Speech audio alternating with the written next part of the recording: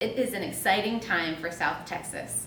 Those of us living here will get to experience not one, but two eclipses just 6 months apart. Here at the Southwest Research Institute, where a lot of scientists and engineers build instrumentation and study the moon, sun, other parts of our solar system, and beyond, are very excited for these upcoming celestial events. Those in the path of the annular eclipse will get to observe the moon as it passes directly in front of the sun. It will block most of the sunlight, but not all of it, leaving a ring of light peeking out around the edges of the moon. This is the Ring of Fire. 6 months later, on April 8th, 2024, the path of a total solar eclipse will cut through Texas.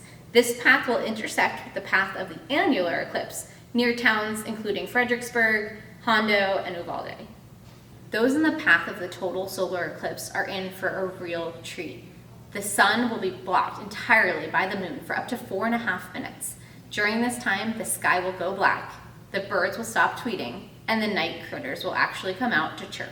If you are not directly in the path of totality for the total solar eclipse, you will get to witness a partial solar eclipse. This is still exciting, but not nearly as exciting as if you're able to be witness to the total eclipse.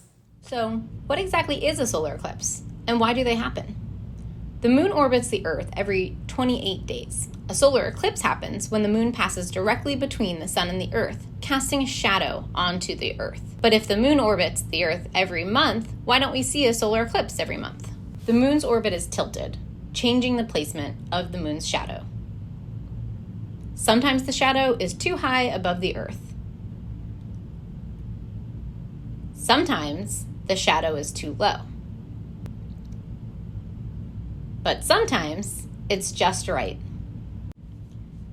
Not only is the moon's orbit inclined, it is also elliptical, so sometimes the moon is slightly further away from the Earth during the eclipse. So we are lucky that the moon is at just the right distance from the Earth, that it can fully block out the sun and provide us with such spectacular total solar eclipse events. So how can you observe the solar eclipse? The best way to do it is to use a pair of NASA-designated solar eclipse glasses. These types of glasses are designed to dim the sunlight so that it's safe to look directly at the sun. Looking at the sun at any other time, even with sunglasses, is dangerous and will cause permanent damage to your eye. Don't have solar eclipse glasses?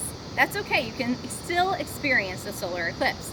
You could take a piece of paper or a piece of cardboard and poke a hole through it to create a pinhole effect.